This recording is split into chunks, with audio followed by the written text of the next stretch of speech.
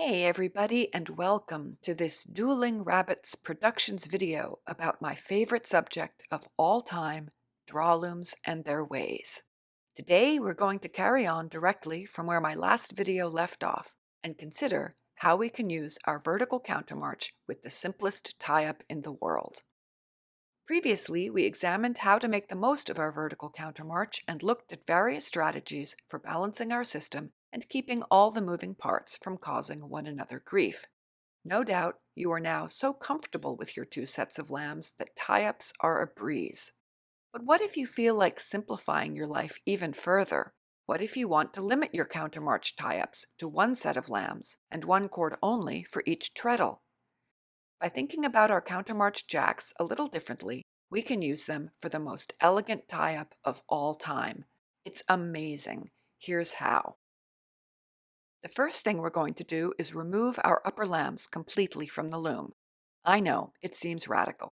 It'll be fine. Next, we replace the cords on the lower shaft bars of our ground shafts, the cords that previously went to the upper lambs. The new cords need to be long enough to reach all the way to the lower lambs. We'll attach each lamb in order to one of the ground shafts, as you might expect. When we're done, they look like this. The lambs are more or less horizontal to the floor. I'm inside the loom now, looking towards the front. Here are my lower lambs with the cords running down from the ground shafts. Remember how each cord acts directly on a ground shaft. When a treadle is pressed and its associated lamb is pulled down, it brings its ground shaft with it. Let's consider a suitable tie-up. I've got 4 ground shafts on my loom right now, so 4-end broken twill seems appropriate. Here's a diagram of the tie-up. We can see that there are 4 sinking connections, 1 per treadle, 1 per shaft, represented by X's.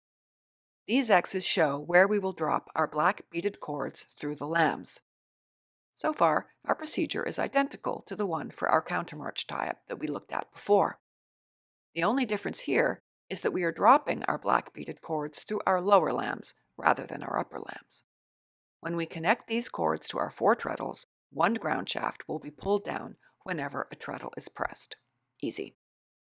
But of course, we have rising shafts to contend with as well. On our diagram, we see we need 4 connections for those.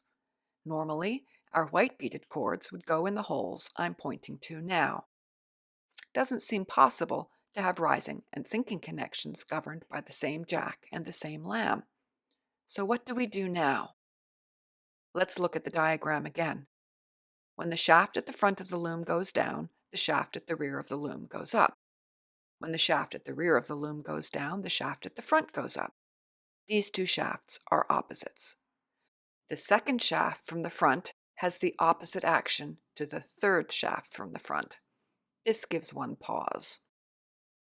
Now, if we'd kept our upper lambs and got out our damask pulleys, it would be a snap to tie up for this structure. Opposites is pretty much what damask pulleys were invented for. But you know what? We don't need them. On our loom, we already have the capacity for a simple, counterbalance-like tie-up. Let's look at our 4 lambs again. We can clearly see our opposites at play. These 2 lambs in the center go with our 2 middle shafts, and these 2 lambs on the outside go with the shafts at the front and the back. Our sinking shafts are already taken care of. If only there was some way we could use our lambs to raise shafts as well as sink them. The answer is obvious and lies at the ends of our lambs, currently resting outside our loom, disconnected and forlorn. Normally, our lower lambs are connected to the jacks in the countermarch, together with the ground shafts they govern, from front to back.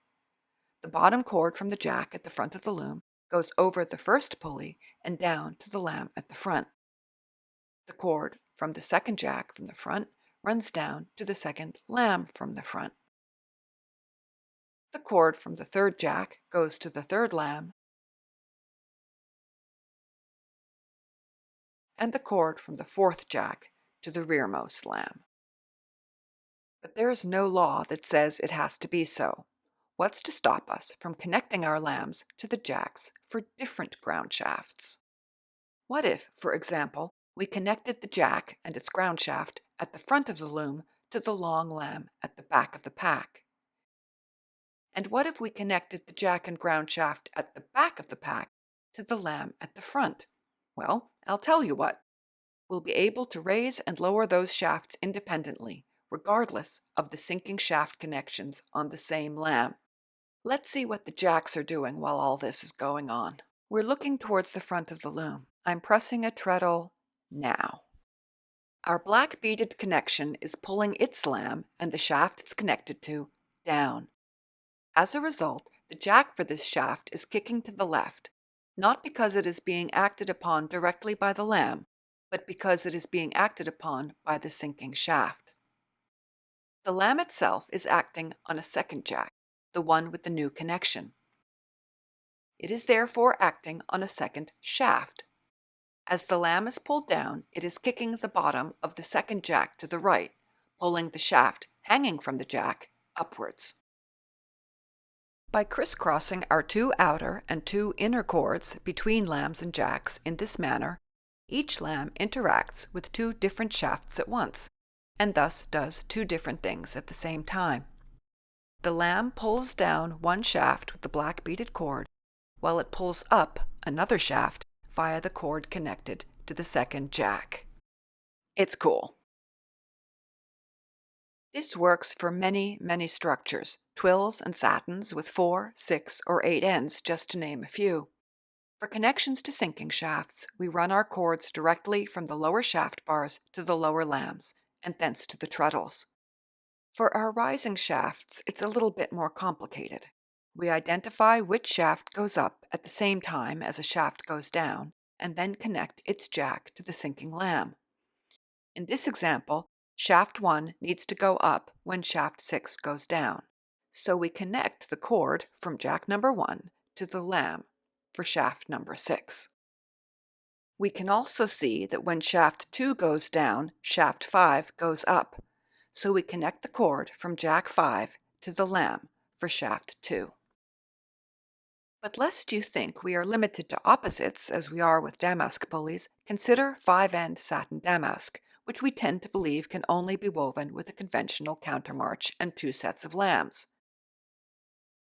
Can you figure out how to weave it using this method? I'll get you started. We'll need 5 ground shafts hung on elastics. Here's the tie-up for 5-end satin damask as woven on a drawloom. I've already rigged the black beaded cords on the lower lambs to govern the sinking shafts. For each sinking lamb, can you figure out which jack will need to be connected in order to raise the desired shaft? Of course you can. Not a doubt in my mind.